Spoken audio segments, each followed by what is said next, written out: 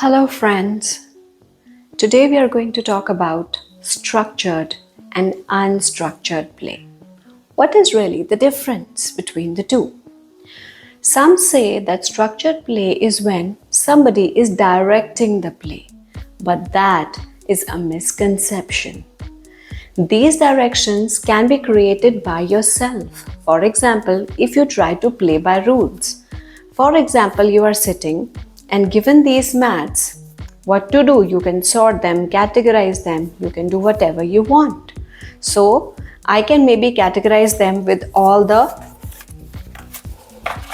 even numbers together and odd numbers together.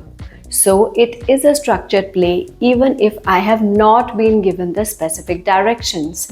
I created directions, I made the rules. In children with either regular development or with some kind of developmental delay, they have speech delays or physical developmental delays, you can observe that kids do like to play in a very unorganized way. For example, they're simply throwing away the mats. But if they're trying to collect them back on their own, then they're creating structure out of their play. The problem happens if this play becomes repetitive, that they are repeatedly throwing them and trying to collect them. That is the point where you need to intervene and create more structure. How do you turn it into structured play? So first is, for example, if I have these numbered mats, you can ask them to simply collect them and put them in a basket. Second thing that you can do is try to ask them to sort them, for example, based on either colors or based on the numbers that there are in a sequence. So we can have 2, followed by 3, and followed by 4. Apart from this, you can ask them to jump on numbers in succession. So jump on 2, jump on 3, and then jump on 4, and then come back.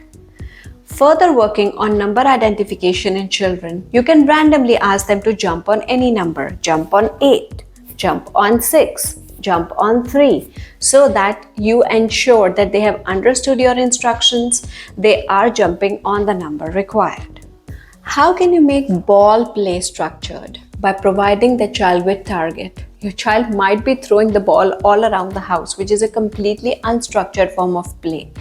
But the structure would be if they try to throw it towards a target, for example, towards number 2, or throwing it in a basket, or you are playing a 2 or a 3 person game where the child becomes the target and then you become the target when the child tries to throw it. So you can practice both throwing the ball and catching them. Please click the card to understand how you can develop ball play in children. You can develop your child's interest towards making puzzles. So while making puzzles, if the child is just putting together a few pieces and then trying to escape, that is where you have to introduce the structure. You can either add a timer, tell them to start and finish one particular puzzle. If you think your child's attention span is not good enough initially, maybe only for 2 to 3 minutes, you can give them a very simple puzzle that requires maybe 10 or 20 pieces at a time. Later on, you can increase the number of pieces as you go. Board-based puzzles are an excellent way of introducing structured play to a child. But what is the common mistake that we make because of which the child wants to escape the situation? Giving them too many things to work with at the same time. Let's only start with 5 alphabets at a time. Put them in proper alignment so that it's easier for the child to understand. Try to put them along the midline rather than towards one side because this is easier for the child to focus on. Next, you know it will be very difficult for your child to figure out the alphabet and at the same time figure out where he has to place it. Why don't you give one target? Do you know what will come over here out of these 5 so the child knows it's a C? Do you know what will come over here? The child can match the shape and then do it. This will make sure that first you are interacting with your child continuously, you are introducing pointing skills to your child, and it is a structured game because they are learning matching alphabets. If the child has been given a board like this and asked to simply place buttons on them, That is a very unstructured form of play. You can expect the child to just do this and later on try to push them out. So that is the only form of play they will understand initially. So giving them a target, for example, matching colors. Can you see this boat and try to match the colors? They still don't understand what you are saying. Be specific in your instructions. Let's try to make this boat. Can you see the color of the flag? What will come here? The child can find out the red color. Then help them in matching. Does this match? No. Does this match? Yes.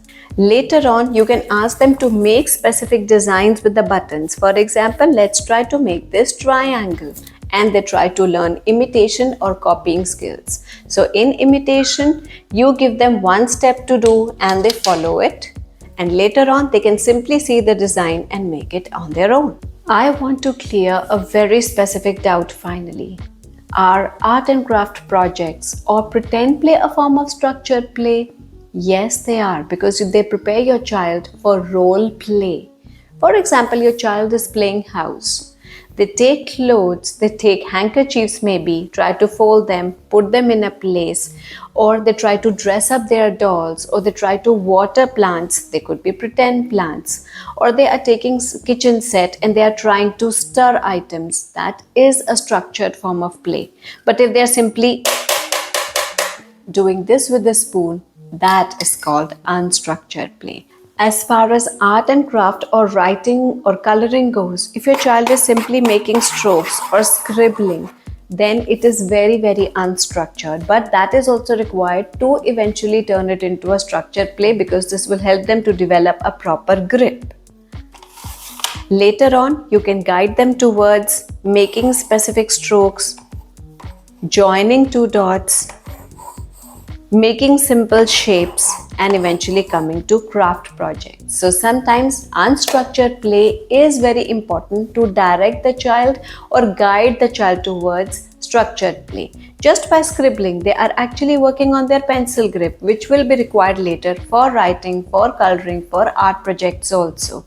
Pasting, making sand activities, Play-Doh, all these might look like unstructured, but they are directing the child towards structured play. So encourage these kinds of play in children. Let me know if you really understood the concept of structured and unstructured.